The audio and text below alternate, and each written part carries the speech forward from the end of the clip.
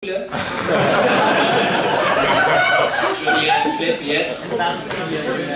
Waarin mensen die zich kut voelen om hun positie in het leven, MTV vragen om van hen iets te maken. Dan komt er een of andere coach die iets kan, die zegt iets te kunnen en die begeleidt hen dan. En gedurende een hele aflevering zie je ze ontwikkelen voor de camera's. En zeggen ze continu, je moet hard werken. Je moet hard werken, je moet zelfvertrouwen hebben. Ze doen helemaal niks. Je moet zelfvertrouwen ontwikkelen. Ze doen helemaal niks, wat? Stel nog eens. Ze doen nooit wat. Ze zitten altijd alleen op te huilen. Dit is het probleem. Iedereen heeft problemen, al goeie. Kevin, hij zal eens kijken. Wat is uiteindelijk het moraal van het verhaal van B? Kijk er niet. Ik heb kijken niet. Nou ja, ik heb het wel eens gezien. Een aantal van jullie hebben het wel eens gezien. Dan heb je bijvoorbeeld er was een meisje, ze was een beetje een geek. En zij wilde een rapper worden. En aan het eind kon ze rappen en dan vonden mensen haar cool. Ik ben Rafa. Ze moet zelfvertrouwen hebben, hard werken. En inzet tonen. Maar aflevering na aflevering na aflevering na aflevering zijn ze niet. En het enige wat ik kon zien was, als centrale lijn door die afleveringen heen was, je kunt alles bereiken als je je maar inzet. En een maincoach hebt. Als MTV bakken met geld aan jou besteedt om ervoor te zorgen dat iemand jou uit bed sleept 's ochtends, aan het werk zet, nieuwe spullen geeft. MTV zit bomvol met dat soort programma's, echt belachelijk. I used to be fat is vergelijkbaar. Sommige zijn echt heel erg cool. Daarin leert de persoon die wordt getraind, die leert echt om er zelf voor te gaan zorgen. Maar in de meeste gevallen is het toch wel weer heel erg, zonder die trainer was er niks veranderd.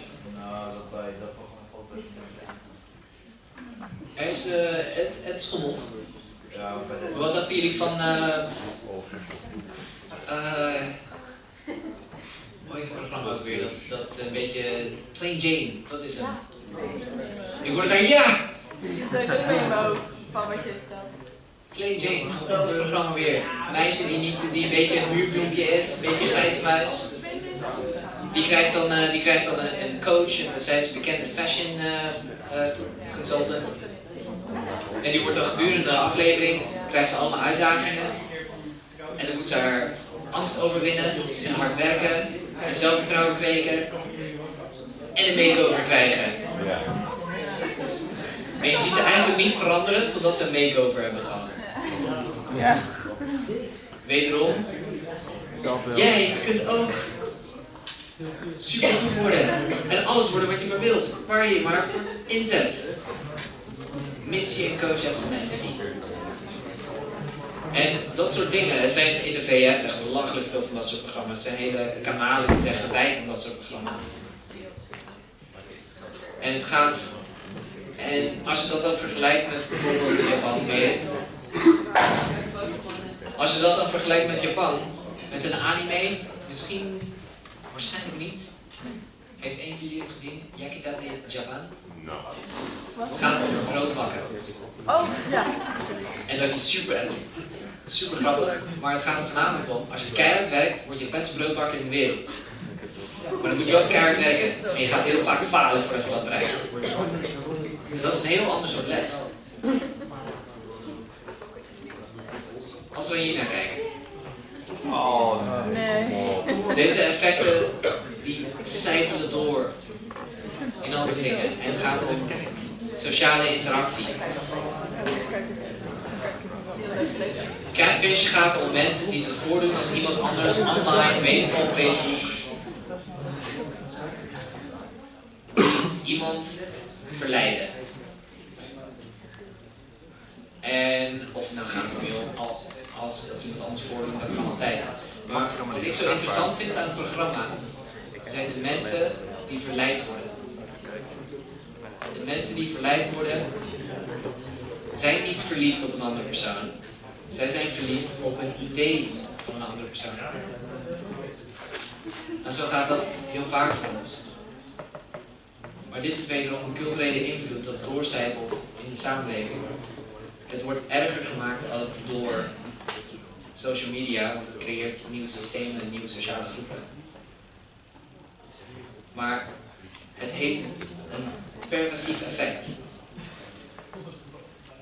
Nu, als we doorgaan op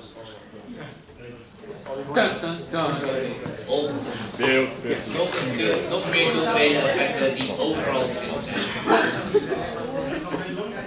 Mooi voorbeeld. Ik zie het hier gebeuren. Als ik aan jullie vraag, mag je een vrouw slaan? Ja. Mij betreft wel. Als zij jou Mag altijd wel. maar ik mag eigenlijk ook niet opslaan, want dat is wel kut. Zeg maar. Ja, ik wil wel, vrouwen zeggen toch altijd wel gelijke rechten. Als een vrouw mij een klap geeft, en dit is een harde klap, dan krijg je die kwestie. Ja, je bent je wel best wel in aan het dekken voordat je tot je conclusie komt. Ja, Ik heb het over een corrigerende pedagogische ding. Dus ik heb het al vaker tegen jullie gezegd. Jullie trouwen niet in de stereotypen vallen. Maar inderdaad, mag je een vrouw slaan? Nee, je mag mensen niet slaan. Als iemand jou slaat, moet je dan terugslaan? Als het echt niet anders kan, oké. Maar ik heb met vrouwen gevochten.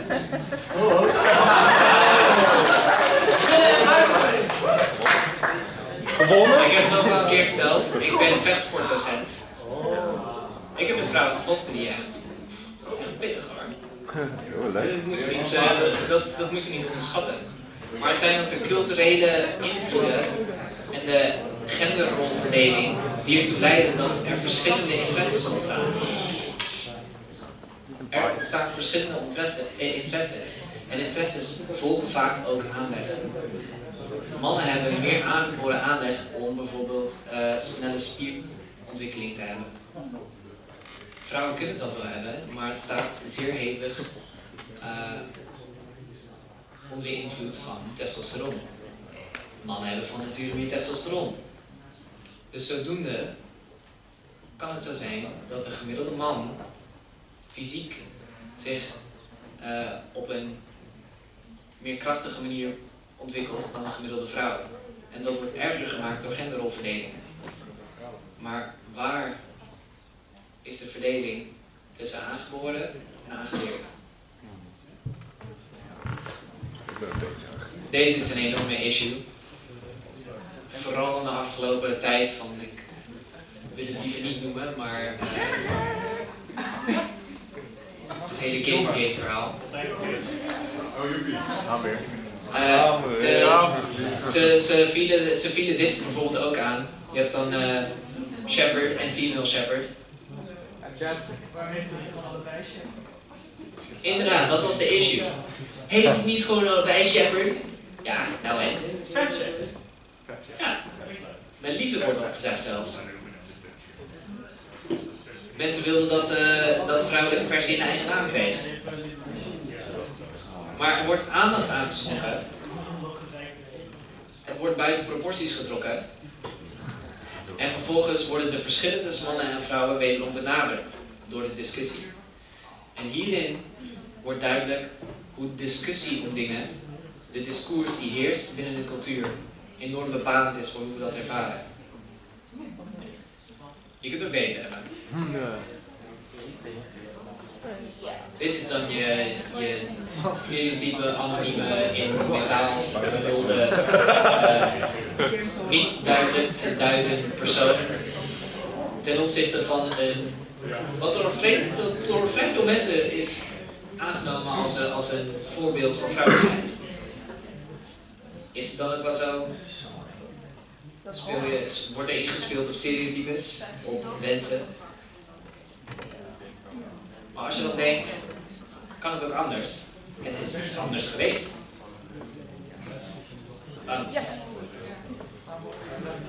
Anonieme, in metaal gehulde, dichtgekladde persoon. Die gewoon toffe dingen doet. En op een bepaald moment kom je erachter dat Samus eigenlijk een vrouw is. Het heeft ook echt heel veel mensen gechoqueerd in de eerste game. Het heeft heel veel mensen gechoqueerd, maar dat is het grappige ervan.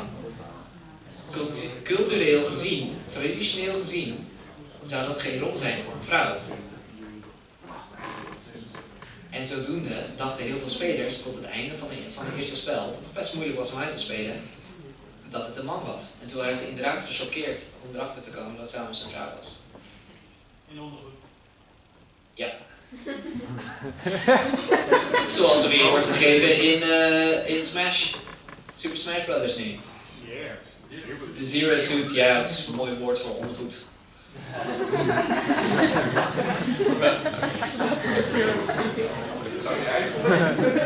Maar vaak wordt het toch wel zo gezien. Het wordt vaak toch wel eerder zo gezien. De man is de held.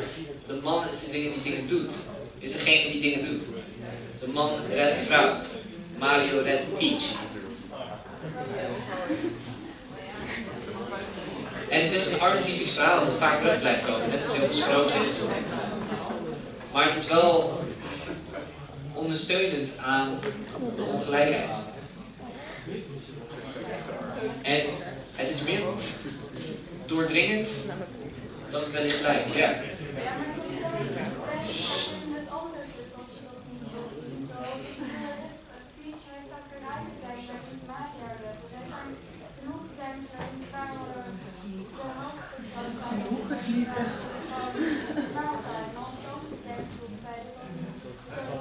Het is inderdaad aan het veranderen. Er zijn meer games aan het komen. Er zijn meer verhalen aan het komen waarin vrouwen de hoofdrol spelen. Waarin vrouwen de actor zijn. Maar het dringt nog steeds heel erg door in de samenleving op manieren dat niet altijd direct opvallend is. Dat effect nog blijft hebben op hoe wij de samenleving interpreteren. En superhelden zijn een geweldig voorbeeld. Game-karakters zijn een geweldig voorbeeld, want het zijn archetypes. Hun persoonlijkheidskenmerken worden opgeblazen en uitvergroot. Maar op kleinere vlakken kan het ook een rol spelen.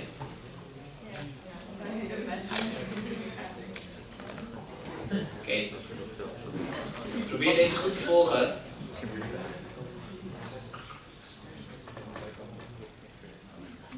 En luister goed.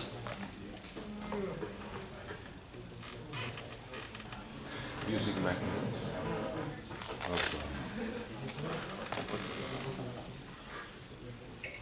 This is Jill. If we see Jill as strong, it's difficult to see her as a victim. In fact, the stronger we see Jill being, the more difficult it is to see her as a victim. We need lots of evidence to convince us that Jill is a victim. And even if we're convinced Jill is a victim in one circumstance, we quickly go back to seeing her as strong and need lots of evidence to convince us she's a victim in any other circumstance. It's very difficult to convince us that Jill is part of a victim class. We don't have an emotional association between strength and victimhood. We are psychologically inclined to separate people into two categories, actors and acted upon. Strength is naturally associated with actors, and being acted upon is the very definition of victimhood. This is Jack. Compared to Jill, Jack is almost always in the actor category. When Jack's hit by Jill, we resist seeing him as a victim and try to find a way to blame him for her violence, recasting him as the actor in the encounter. We resist seeing the people we classify as actors as being acted upon. Likewise, we resist seeing the people we classify as acted upon as being actors. We consider women weak, but at the same time we judge men's actions by how they affect women. Even those imaginary actions we invent and attribute to men in order to maintain our belief that men are solely actors and women solely acted upon. Because we associate women with weakness, with the category acted upon, it's easy to see them as victims. And the more we see women as victims, the stronger the association between woman and acted upon. If we associated strength with womanhood, We would need lots of evidence of women's victimhood, rational evidence, statistical evidence, factual evidence, and we would look to both sides of the equation. We would look at the situation for men. Jack is 5 times more likely to commit suicide. Studies suggest he is just as likely to experience domestic violence or rape, but he receives almost no support as a victim of either. In fact, he's more likely to be arrested than his female abuser. He serves 60% more for the same crime. He is 4 times more likely to be unsheltered and homeless, and 9 times more likely to die on the job. He is 25% less likely to graduate college. If these statistics applied to Jill, we would say they were evidence of Jill's oppression by Jack, and that they are evidence that Jill's belongs in the category acted upon. But because they apply to Jack, and our subconscious resists putting Jack in the category acted upon, we resolve the cognitive dissonance by saying Jack is a victim of racism, ableism, classism, homophobia, anything but recognize that Jack can be acted upon as a man. Men act, women are acted upon. Men are strong, women are weak. Men's rights activists seek to bring awareness to how men are acted upon by society, acted upon by other men, and acted upon by women. They are opposed by feminists who think that bringing attention to how men are acted upon will take something from women. And in a way, it will. It will take away society's desire to judge men by women's benefit, but it will also take away the automatic association between womanhood and weakness. Every era has had its mythology of women's weakness and men's strength. Ours is no different, and it's not progressive. Wouldn't it be an improvement to recognize that men and women are, in turns, actors and acted upon? How easy is it for you to see Jill as a victim? How hard is it for you to see Jack as vulnerable? Oké, de ondertiteling klopt niet overal even goed. Mothers are often the vanguard of cultural institution. Wow. How to play zeg, killer. How to play. Oké. Ja.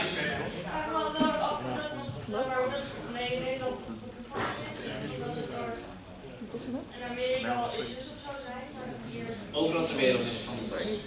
Maar zo'n filmpje zeg maar. In de westerse wereld zijn deze. Het is lastig om te kwantificeren, want het is niet zo heel erg goed onderzocht.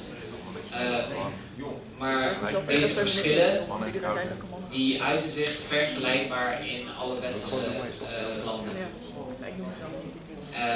Waar de landen waar juist meer gelijkheid is, daar is een grotere wederkerigheid in acties ten opzichte van elkaar. Maar in landen waar er minder gelijkheid is, als er een actie vanuit één partij naar een ander toe is, laten we zeggen van vrouwen naar mannen toe, als een vrouw een man iets aandoet, laten we zeggen in verkeerd vertaalde Iran.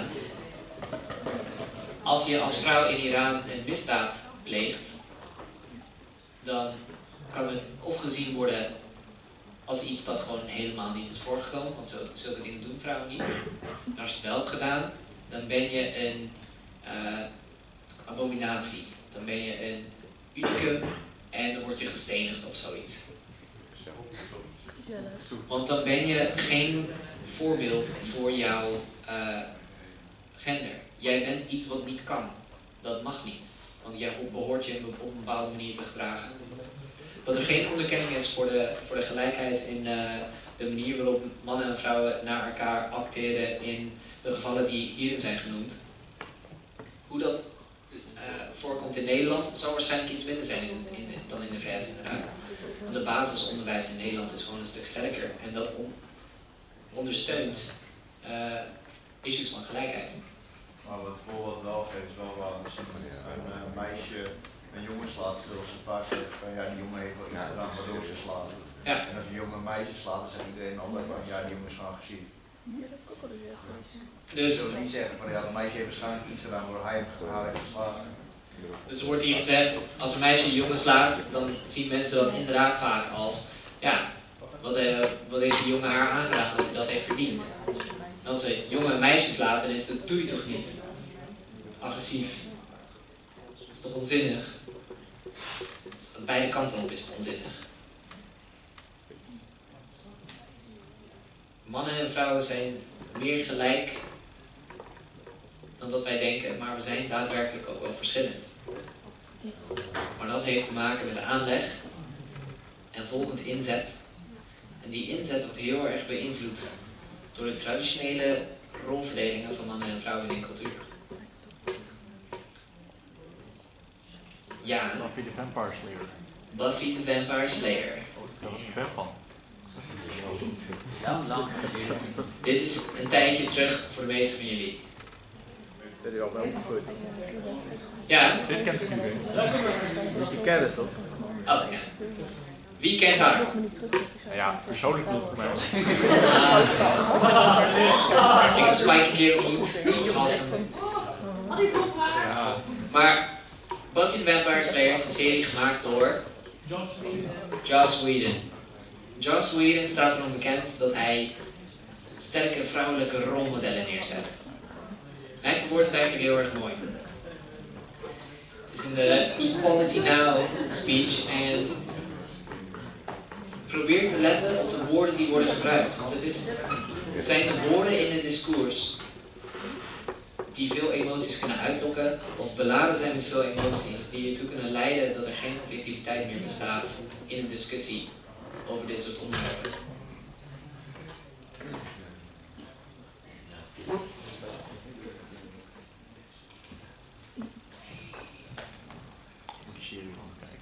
Mothers are often the vanguard of cultural institutions. Tonight, as well as paying tribute to Joss Whedon and the wonderful female characters that he we'd like to pay special tribute to his mother, the late Lee Stearns. It's nice when children credit their mothers for their success. And I've heard a lot about Lee, whose radical ideas... Responses. Because when you're asked something 500 times, you really start to think about the answer. So now become a reporter. It's going to be amazing. Transformation. So, Joss, I, a reporter, would like to know, why do you always write these strong women characters? I think it's because of my mother.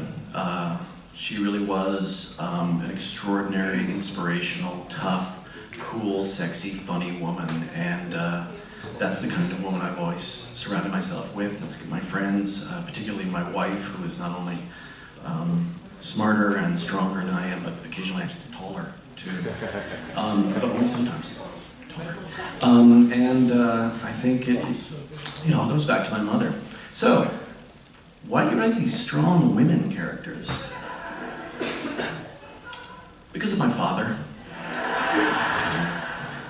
My father and my stepfather had a lot to do with it because they prized wit and resolve in the women they were with above all things, and they were among the rare men who understood that recognizing somebody else's power does not diminish your own.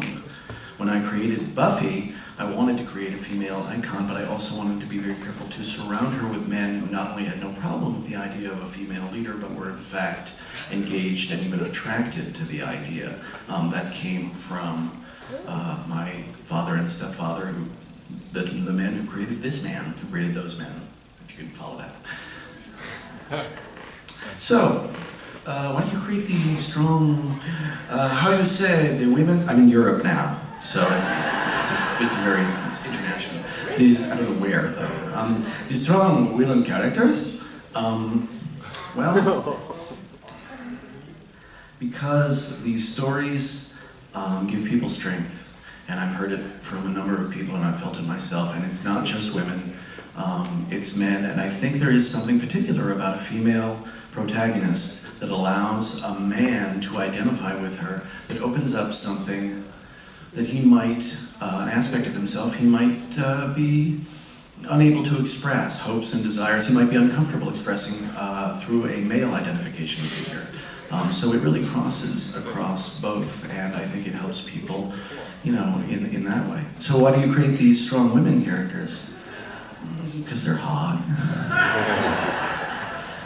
But these strong women characters, why are you even asking me this? This is like interview number 50 in a row. How is it possible that this is even a question? Honestly, seriously, why did you write that down?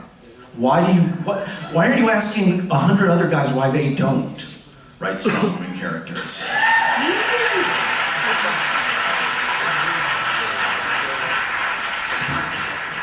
I believe that what I'm doing should not be remarked upon, let alone honored, and there are other people doing it. But seriously, this question is ridiculous, and you just gotta stop. So, why do you write these strong women characters? Because equality is not a concept. It's not something we should be striving for. It's a necessity. Equality is like gravity. We need it to stand on this earth as men and women. And the misogyny that is in every culture is not a true part of the human condition. It is life out of balance, and that imbalance is sucking something out of the soul of every man and woman who's confronted with it. We need equality. Kind of now.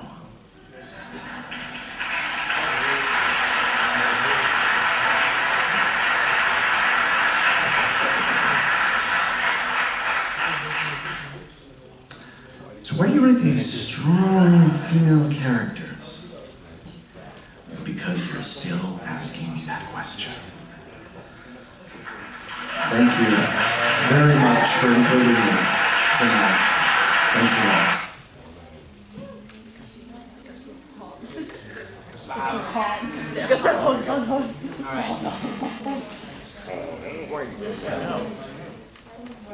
Goed verhaal.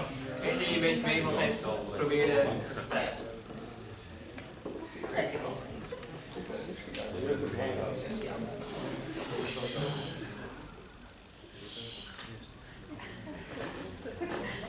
Ah, hij is bijna op. Ah, ja. Ja. Is het niet vreemd dat er zo'n nadruk ligt op gelijkheid in media in plaats van in politiek? Bijvoorbeeld, ik zie Angela Merkel bijvoorbeeld wat minder naar opgekeken als Nicki Minaj. Terwijl ik zoiets heb van, persoonlijk heb ik voor de ander meer respect dan voor de ene. Nu hebben we te maken met een mooie, het is goed dat je deze opmerking maakt, want jij hebt het over persoonlijke helden. Nou ja, ik bedoel ook gewoon hoe in de media heel erg gefocust wordt op, dus alleen die helden die dus in de media zijn. Ja. En ja, maar het zijn inderdaad, je hebt het over persoonlijke helden, of mensen die inspirerend zijn, of ze dan wel of niet helden voor jou kunnen zijn. En een ongelijke verdeling, of ongelijke zicht op mannen en vrouwen in de media. En hoe dat wordt verdeeld. Het probleem met de media is, de media gaat naar waar het geld te verdienen is.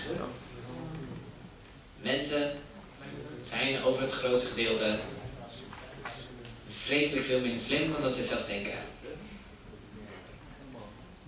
En per definitie is de helft van de bevolking gemiddeld slim of minder. Dit is, ik heb het vanochtend tegen de eerstejaars ook verteld, ik weet niet of ik het een keer tegen jullie, aan jullie heb uitgelegd. Denk aan een gemiddelde persoon. Een gemiddelde persoon die jullie wellicht kennen. Hoe slim is die op een dagelijkse basis?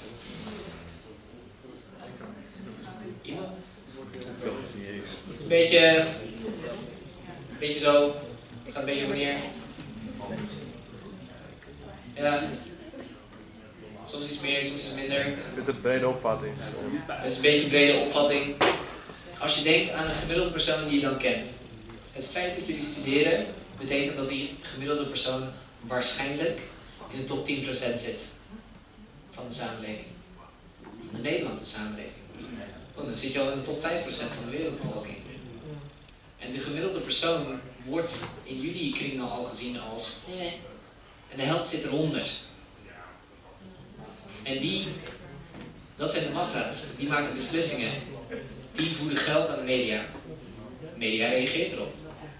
De media laat liever dan Nicki Minaj zien dan Angela Merkel. Ook al hebben ze wellicht even grote dingen.